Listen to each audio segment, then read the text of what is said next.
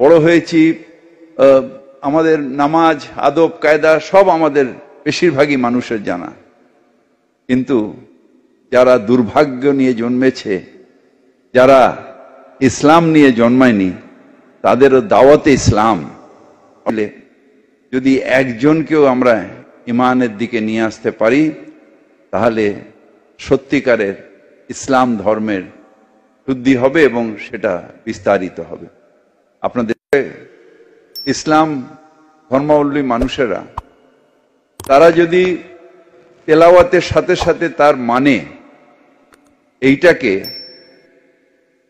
যারা ইসলাম ধর্মাবলম্বী নয় তাদের মধ্যে ছড়াতে হবে। কারণ আমরা নিজেদের আল্লাহ তাআলার রহমত আমাদের আছে, আমরা জন্মগতভাবে ইসলাম নিয়ে জন্মেছি এবং ইসলাম নিয়ে জন্মার মানে আমাদের রাসূল আমাদের জান্নাতের পথ সুদৃঢ় করে দিয়েছে। যদি বড় কোনো অন্যায় না করি তাহলে ইসলাম নিয়ে জন্মানো মানে জান্নাতে পৌঁছে যাবে ইনশাআল্লাহ ইনশাআল্লাহ। কিন্তু যাদের সেই আল্লাহ সেই রহমত যাদের দেননি, তারা যদি তেলাওয়াত এবং কোরআন শরীফের মানে যদি বুঝতে পারেন এবং একজনকেও যদি আমরা ঈমান দিতে পারি, তাহলে আমাদের জান্নাতের পথ একেবারে সুরক্ষিত হয়ে যাবে।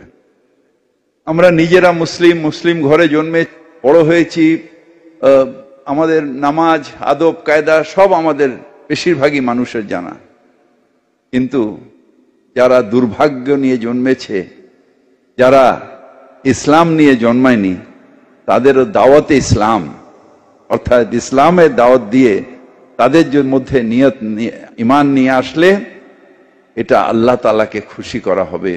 আমাদের ইসলামের রাস্তা, আমাদের বাণীটাকে চারিদিকে ছড়িয়ে দিলে যদি একজনকেও আমরা ঈমানের দিকে নিয়ে আসতে পারি, তাহলে সত্যিকারের ইসলাম ধর্মের শুদ্ধি হবে এবং সেটা বিস্তারিত হবে।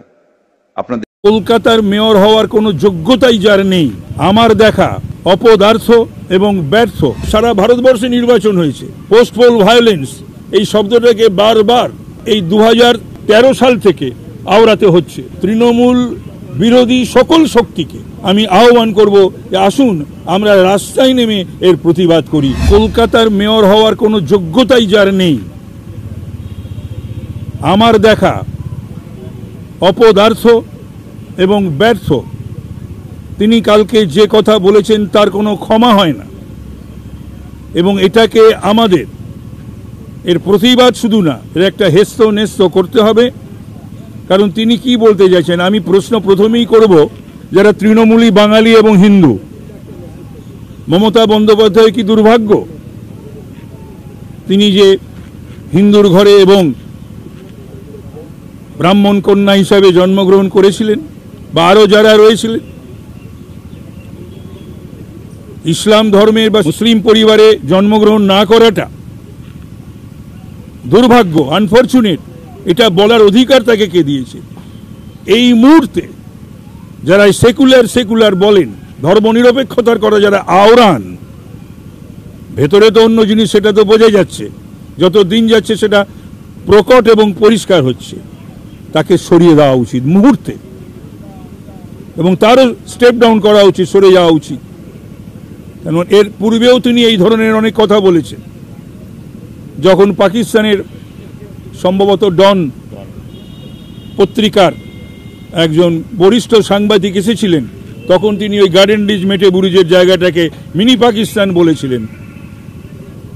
বাংলা বা ভারতবর্ষ ইসলামিক রাষ্ট্র নয়, এখানে এই সমস্ত বলা চলবে না, এই সমস্ত প্রতিবাদ করতে হবে, এবং খুব কঠিনভাবে প্রতিবাদ হওয়া উচিত বলে আমি আহ্বান করছি সকলকে, দল মত নির্বিশেষে এর প্রতিবাদ হওয়া উচিত। এর প্রতিবাদ ভয়ঙ্করভাবে হওয়া উচিত।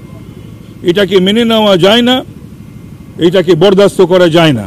নির্বাচনের রেজাল্ট বেরিয়ে গেছে, কিন্তু এখনো হিংসা অব্যাহত।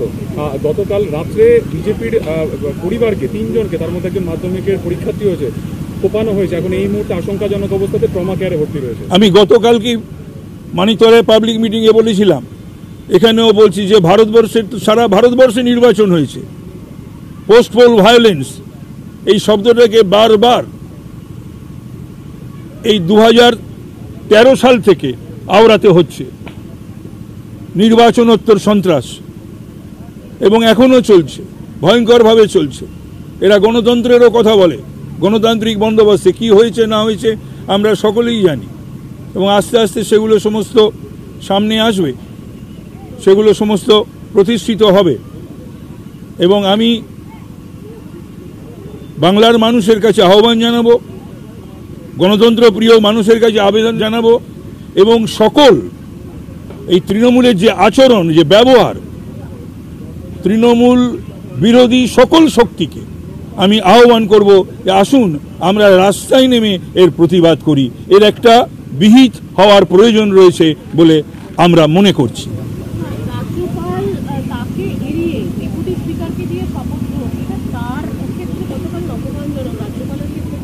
রাজ্যপালের ক্ষেত্রে কতটা অপমানজনক তার থেকেও বড় কথা হলো এটা সংবিধান বিরোধী। তার কারণ হচ্ছে কতগুলো জিনিস নির্দিষ্ট করে দেওয়া আছে সেটা আমরা জানি, এবং আমরা যারা দীর্ঘদিন পরিষদীয় রীতিনীতি বা রাজনীতির সঙ্গে যুক্ত তারা আমরা সকলে জানি যে এটা হয় না, এটা করা যায় না।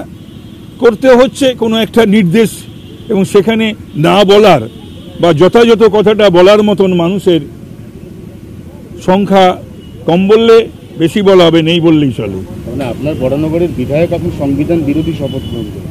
যেটা হয়েছে সেটা হওয়া যায় না। তার কারণ হচ্ছে শপথ সেটা রাজ্যপাল পড়াবেন, তিনি এটা অ্যাডমিনিস্টার করবেন, আর না হলে তিনি কাউকে এই পাওয়ারটা ডেলিগেট করবেন। করেছিলেন তো, এর আগেও হয়েছে, এটা নাথিং নিউ। আর কথা হচ্ছে যে কিন্তু এখানে তো সবকিছুই নিয়ম পরম্পরা সংবিধান বিরোধী হয়, এটা নতুন কিছু তো নয় ঘটনা যেটা ঘটেছে। এই ধরনের কাজকর্মই তো এখানে ঘটে এবং ঘটানো হয়। এবং শুধু তাই নয়, এটা নয়, বিধানসভাতেও বহু কিছু ঘটে।